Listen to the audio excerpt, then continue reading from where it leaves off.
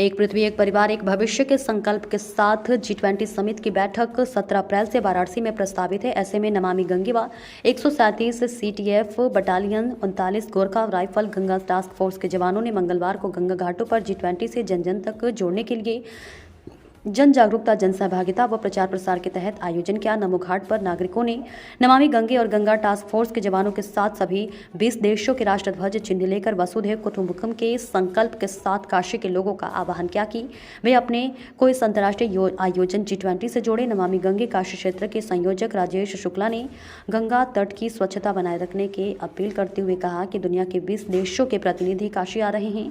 उनके सामने काशी की परंपरा और संस्कृति की अच्छी तस्वीर बनाना हमारी भी जिम्मेदारी है। 80 से राजघाट तक गंगा किनारे और उनसे जुड़ी गलियों सड़कों की स्वच्छता के लिए हम स्वयं पहल करें। गंगा टास्क फोर्स की कंपनी कमांडेंट सुशील गुहानी ने कहा कि काशी में हो रहे इस अभूतपूर्व आयोजन में हम सभी की सहभागिता बहुत जरूरी है। काशी की परंपरा सदैव अतिथि देवो भव की रही है। आयोजन में प्रमुख रूप से नमामि गंगे काशी क्षेत्र के संयोजक राजेश शुक्ला, गंगा टास्क फोर्स की कंपनी कमांडेंट सुशील गुहानी, नमामि गंगे महानगर संयोजक सीमा चौधरी, फोर्स के जवान सहित नागरिकगण उपस्थित रहे।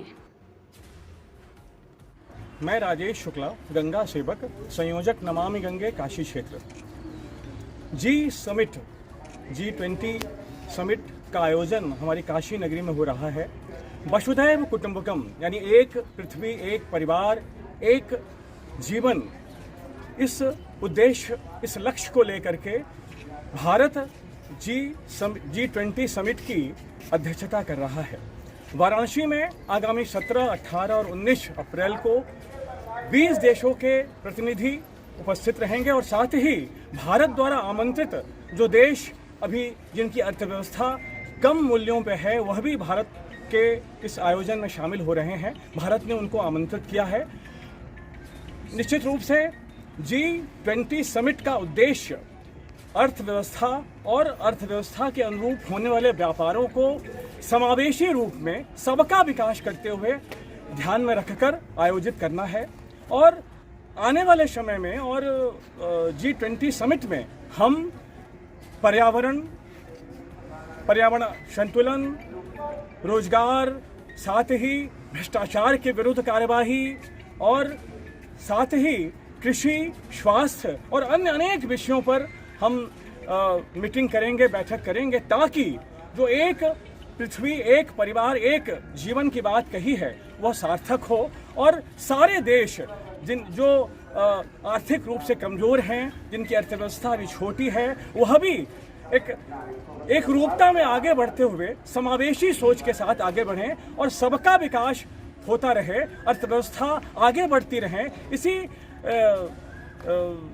कारण को लेकर, इसी मुद्दे को लेकर G20 समिट का आयोजन किया जाता है और आने वाले दिनों में G20 समिट के माध्यम से वह सारे देश जो इसमें शामिल हैं और जो आमंत्रित किए जाते हैं उनको एक अच्छा प्लेटफॉर्म मिला है, जिसके तहत अनेकों प्रकार के मुद्दे जो कि ज्वलंत मुद्दे हैं, जैसे कि पर्यावरण असंतुलन है, जैसे कि ऊर्जा है, जैसे कि स्वास्थ्य है, कृषि है, इन सब मुद्दों पर जब हम एक समावेशी सोच के साथ आगे बढ़ते हैं तो एक परिणाम बाहर आता है और उसके द्वारा हम जो रहने वाले लोग हैं, जो पूरी पृथ्वी पर निवास करने वाले लोग हैं, उनका जीवन अच्छा और सुदृढ़ होता है। आइए हम काशी वासियों से आह्वान करते हैं, उनसे निवेदन करते हैं कि G20 समिट के दौरान अपने घरों को आकर्षक झालरों से सजाएं, आकर्षक रूप से सजावट करें, घाटों की स्वच्छता बनाए रखें। 80 से लेकर राजघाट तक हम गंगा किनारे स्वच्छता बनाए रखें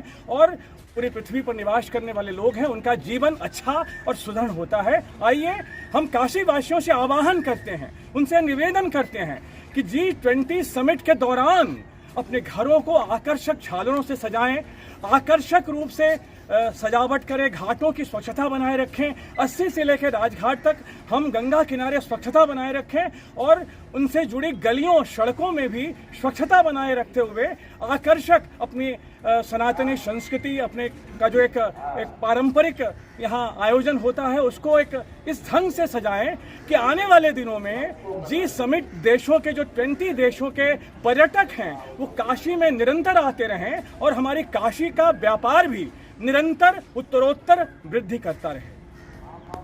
धन्यवाद।